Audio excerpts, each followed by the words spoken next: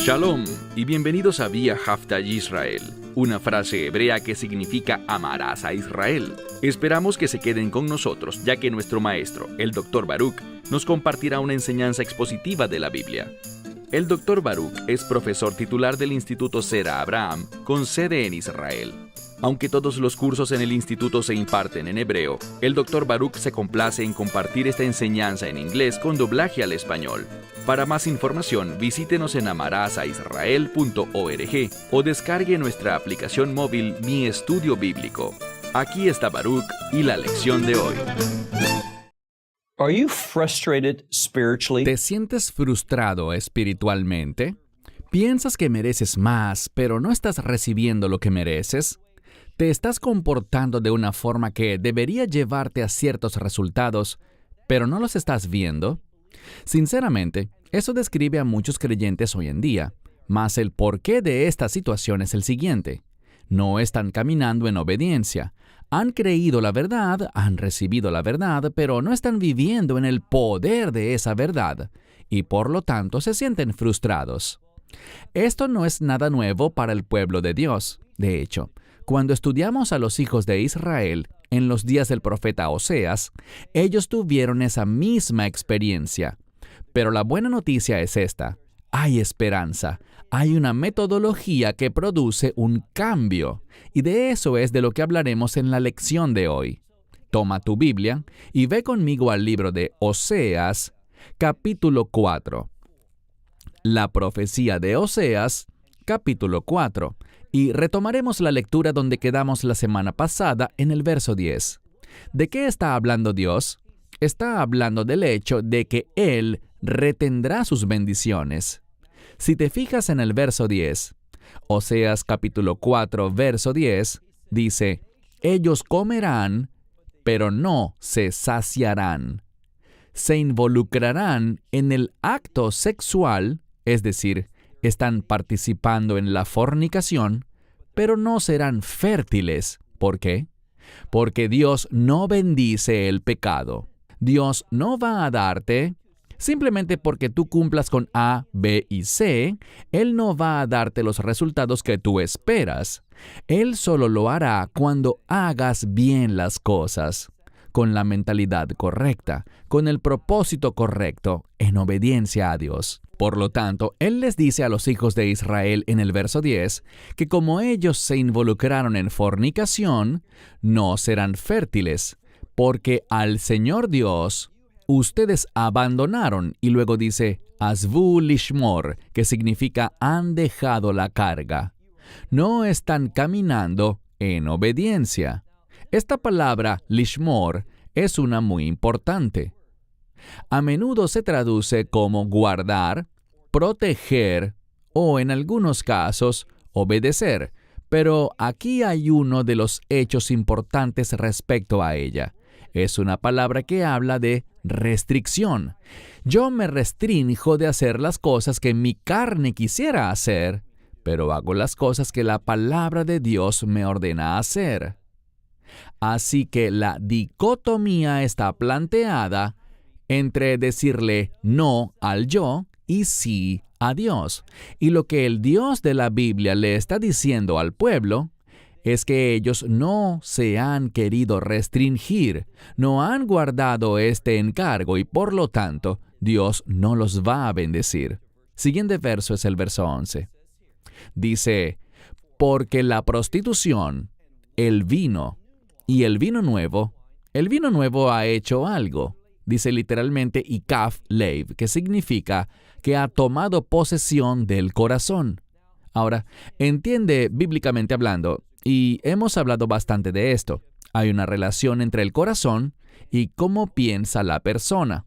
Así que el pecado y estas acciones han tomado el control de cómo piensa la persona, de modo que ya no puede ver las cosas desde la perspectiva de Dios. Entonces debemos hacernos una pregunta. ¿Estamos viendo las cosas como Dios quiere que las veamos? ¿Tenemos su mentalidad, su perspectiva? La única manera en que eso puede ser una realidad en nuestra vida es cuando pensamos conforme a las Escrituras. Muchas personas dicen, me gustaría saber lo que Dios quiere que yo haga. ¿Estás estudiando la Biblia? ¿Estás aprendiendo la palabra de Dios? Sabes, en el inicio de este pasaje, y me refiero a Oseas capítulo 4, vimos la frase Shema, que significa oye y obedece la palabra de Dios. Pero ya que los hijos de Israel no hicieron esto, eran un pueblo frustrado, un pueblo desobediente y un pueblo que experimentaría el juicio de Dios. Mira otra vez nuestro texto. Pasemos al verso 12. Dice, porque mi pueblo. Ahora, Dios todavía los está reconociendo como su pueblo, pero noten lo que su pueblo está haciendo. En el verso 12 veremos una imagen de idolatría. Recordarán que, de manera muy marcada, vimos un ciclo en el libro de los jueces, en el que Israel caía constantemente en pecado. Entonces Dios levantaba a un juez, el pueblo regresaba una vez más a servir a Dios, caminaba con él por un tiempo, para luego de nuevo caer en pecado. Y uno de los problemas, si leemos cuidadosamente la palabra de Dios, es que ellos no acudían a los profetas del Señor, sino que acudían a los profetas del mundo, es decir, de las naciones, de los gentiles. Y uno de los lugares donde los profetas de los gentiles estarían sería bajo un árbol. Bien, ellos se sentaban bajo un árbol y las personas venían a ellos por consejo, por lo que casi podríamos llamar adivinación. Así que esto es exactamente lo que está ocurriendo en el verso 12. Leemos, mi pueblo en su árbol que, Yishal, lo que significa preguntan o piden información. Así que preguntan y luego dice a su, ¿qué? Y a lo que se refiere aquí es a su vara. Lo que pasaba era esto. Ellos iban a cierto árbol donde un falso profeta se sentaba. Le hacían preguntas y luego él, si tenía una respuesta que darles, su vara comenzaría a moverse, lo cual significaba que él tenía una revelación. Ellos buscaban eso y es exactamente de lo que esta escritura está hablando. Leemos. Y su vara le responderá. ¿Por qué? Porque un espíritu de fornicación los ha descarriado. Y dice, y han cometido prostitución desde debajo de su Dios. Bien, ¿qué significa eso? Significa que están siguiendo el pecado. Están rechazando la verdad, se han involucrado en idolatría, en prácticas pecaminosas, todo porque han acudido a los profetas equivocados. Y cuando dice que han cometido fornicación debajo de su Dios, significa que han hecho esto bajo la autoridad de estos dioses falsos.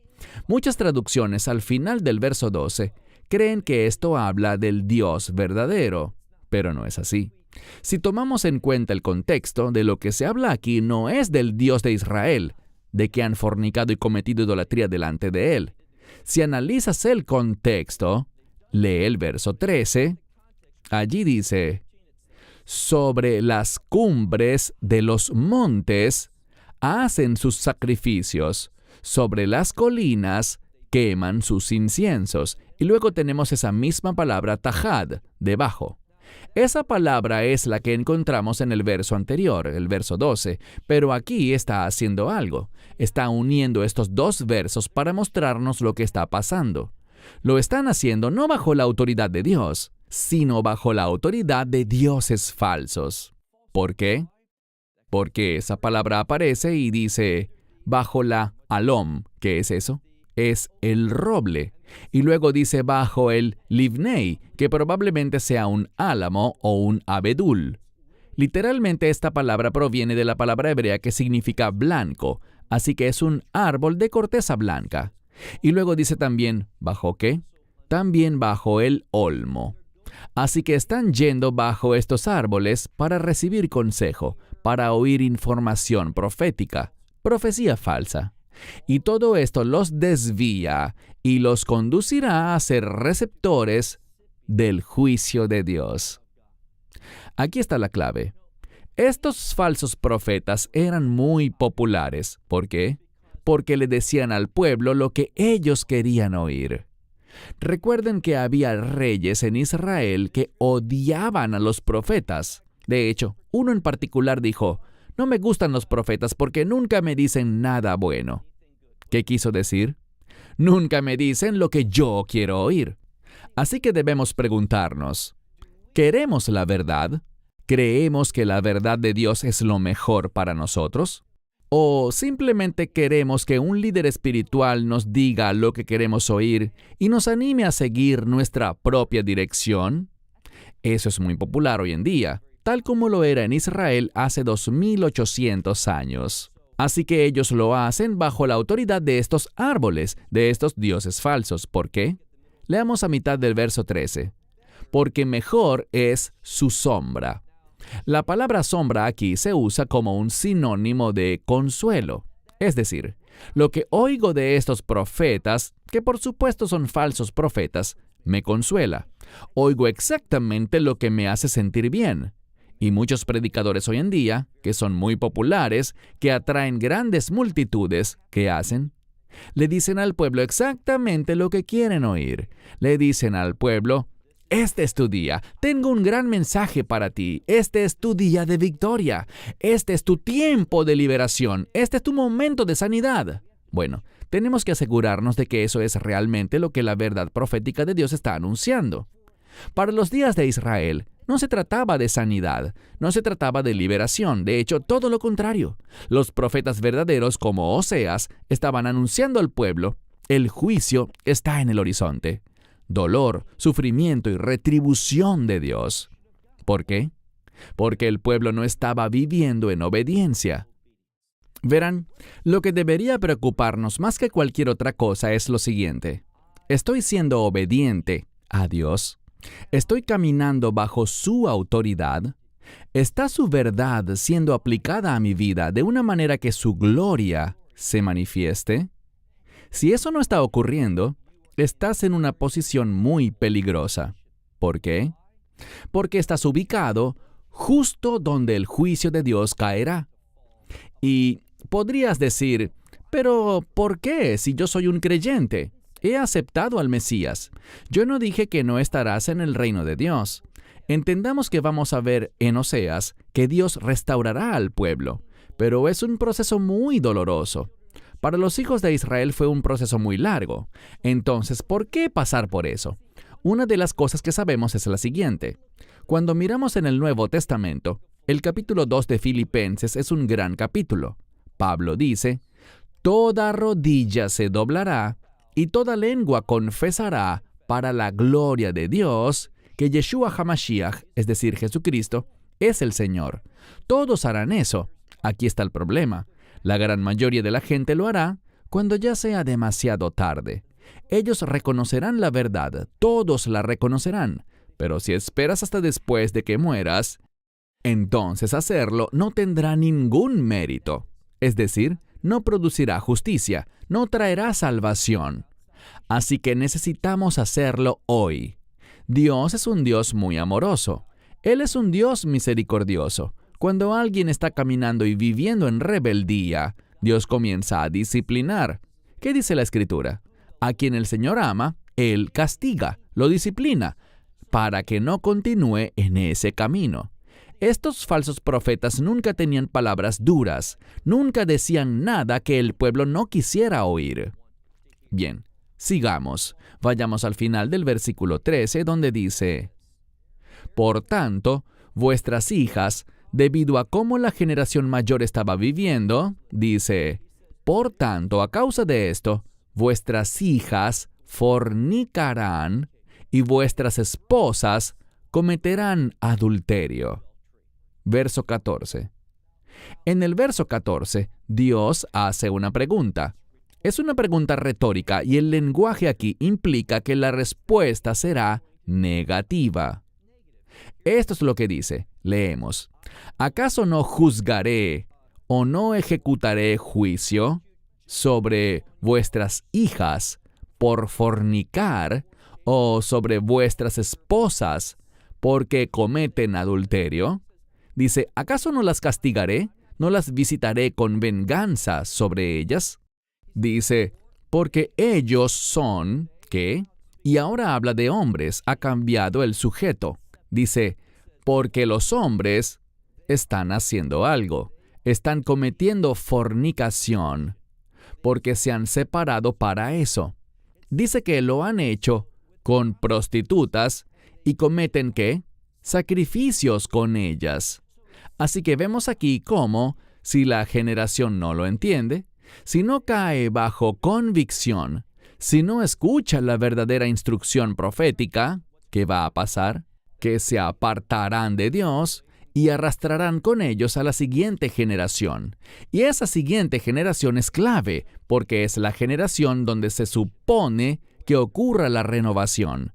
Pero si no ocurre con los mayores, no ocurrirá con los más jóvenes. Sigamos adelante, en ese mismo verso, el 14. Dice, porque el pueblo no entenderá esto, y por tanto, ¿qué pasará? Tropezarán o caerán. Una y otra vez en el texto vemos a personas que tropiezan, que fracasan, que se pierden las promesas de Dios. ¿Por qué? Porque no son sensibles al mensaje de juicio de Dios. Cuando leemos el Nuevo Testamento y estudiamos los mensajes y las enseñanzas del Mesías, muchas de sus parábolas, muchos de sus ejemplos, gran parte de sus enseñanzas se basaban en el hecho de que Dios es un Dios que juzga el pecado. Por eso su mensaje fue, estén listos para el reino de Dios. Y eso es lo que Oseas trataba de hacer. Él no está hablando de esto señalando con el dedo para condenar. Él está hablando de esto por amor, hablando al pueblo palabras de convicción para que se arrepientan y encuentren restauración, para que sean lo suficientemente sabios y humildes para entender la dependencia absoluta que tienen de la misericordia de Dios. Leamos ahora el verso 15. Todavía hablando a esa generación, dice, porque tú has fornicado, oh Israel. Mas agrega algo, dice, pero no culparé a Judá. Él no ha hablado de Judá por un buen tiempo. Durante muchos de los últimos versos, solamente ha hablado de Israel, el reino del norte. Y la razón de hacer referencia a Judá es mostrarnos que Dios sí hace una distinción entre los que caminan con Él y los que no.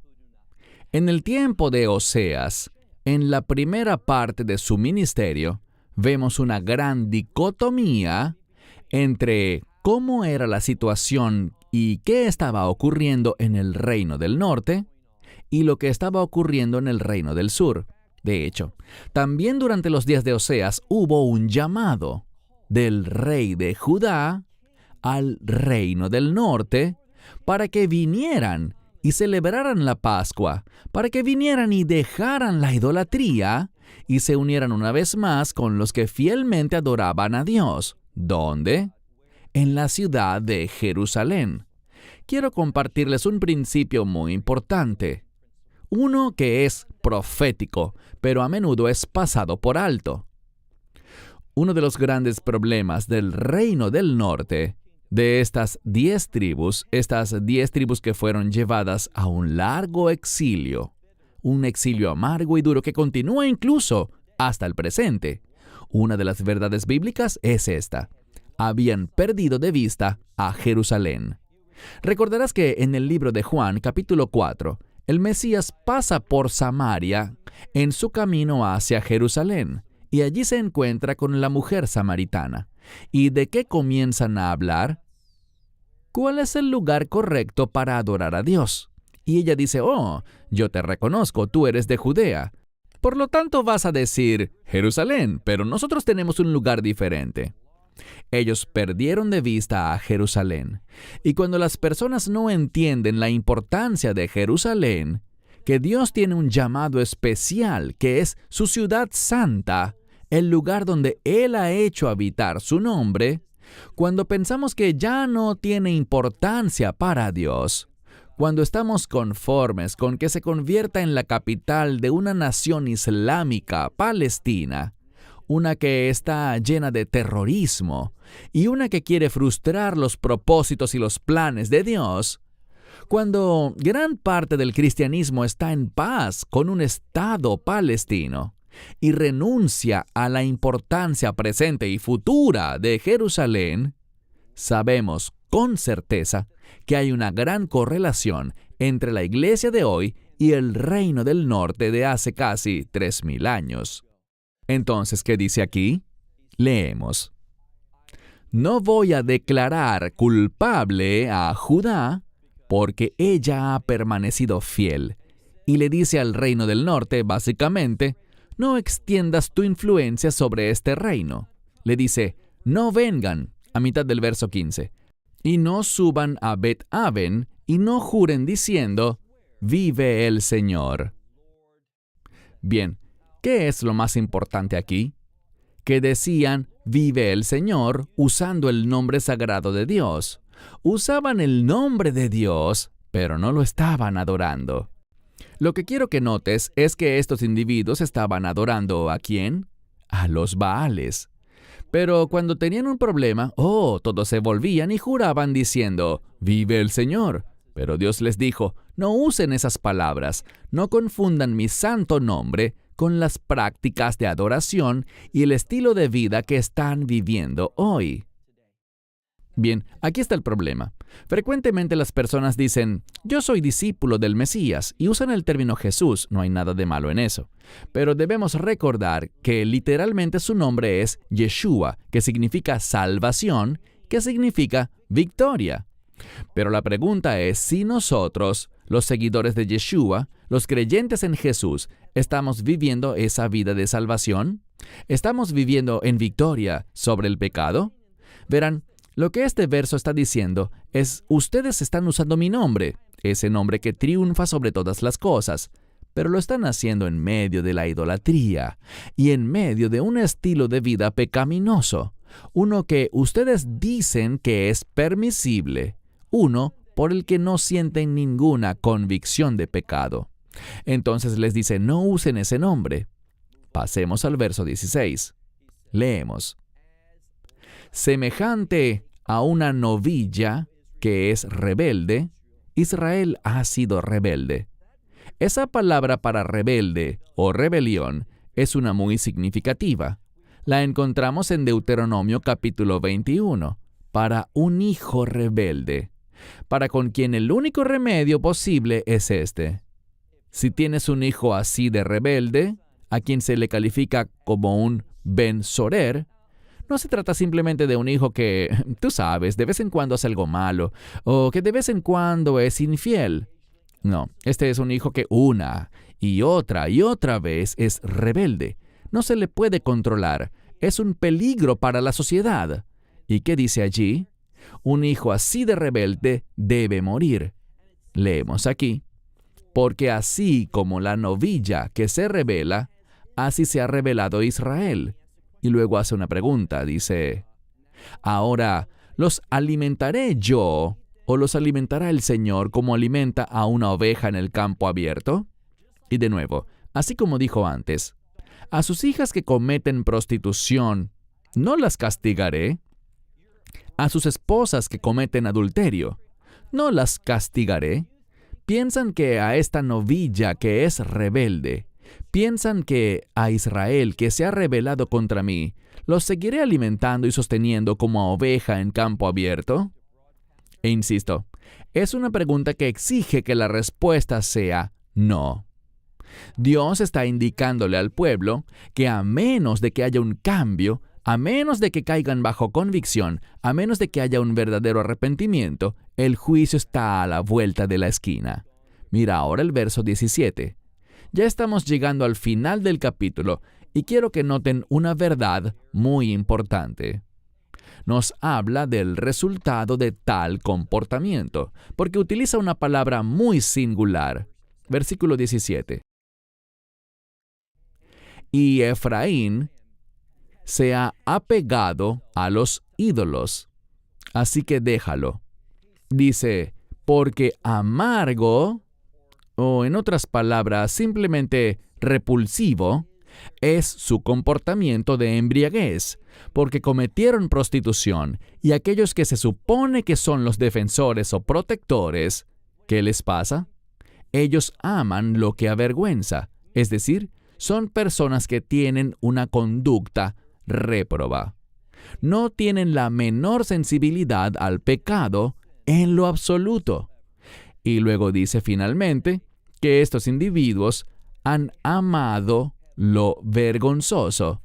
Y dice ahora en el verso 19, para concluir el capítulo, ha sucedido con ellos como si un espíritu, y el espíritu del que estamos hablando aquí es un espíritu maligno. Seguimos leyendo. Como si un espíritu la ha atado por sus alas. Esta es la imagen que se nos está ofreciendo aquí. Estamos hablando de Israel, pero comparándola con un ave. ¿Qué hace un ave? Un ave vuela. ¿Y sabes algo? Si un ave está herida, si sus alas están dañadas, si no puede volar, y por supuesto estamos hablando de un ave en la naturaleza, ¿qué pasa con esa ave? Esa ave morirá. Así que una ave herida en el ala, que no puede volar, al final es un ave que morirá. Esa ave será presa fácil para animales depredadores. La forma en que un ave escapa es en el aire. Entonces dice aquí, un espíritu maligno la ha atado por sus alas. ¿Y qué le pasará? Se avergonzará de sus sacrificios. El punto que Dios está haciendo aquí es uno muy sencillo. Es por la adoración inadecuada y es por causa de la idolatría que Israel no podrá funcionar correctamente. Y recuerden algo fundamental. Dios creó a Israel con un propósito. ¿Cuál propósito? Lo digo a menudo. Ser luz a las naciones. Es decir, Israel fue creado para ser un instrumento por el cual las bendiciones de Dios pudieran ser canalizadas hacia las naciones. ¿Cómo harían eso? Siendo líderes, invitando a las naciones a la vida de Israel, es decir, viviendo de una manera que manifieste la gloria de Dios. A menudo en la Biblia vemos una conexión entre la gloria y la luz. Así que cuando Israel manifiesta la gloria de Dios, las naciones van a venir a su luz. ¿Cuál será el resultado? La unidad con Dios. Pero cuando Israel no produce eso, el resultado va a ser un juicio que consume. Así que te hago una pregunta para cerrar. ¿Estás viviendo de una manera que manifiesta la gloria de Dios? ¿O eres una ave herida que no puede volar, a quien la muerte espera a la vuelta de la esquina? Cierro con esto hasta la próxima semana. Esperamos que te hayas edificado con el mensaje de hoy y lo compartas con otros. Te invitamos a seguir nuestros estudios cada semana por este canal y por el portal de YouTube de Amarás a Israel. También puedes descargar nuestra aplicación móvil gratuita, Mi Estudio Bíblico. Finalmente, para obtener más información sobre nosotros, visita nuestra web amarasaisrael.org, donde encontrarás otras conferencias de Baruch en audio, video y texto. Hasta el próximo programa. Que el Señor te bendiga en Yeshua HaMashiach, Jesús el Mesías, mientras caminas con Él. Shalom desde Israel.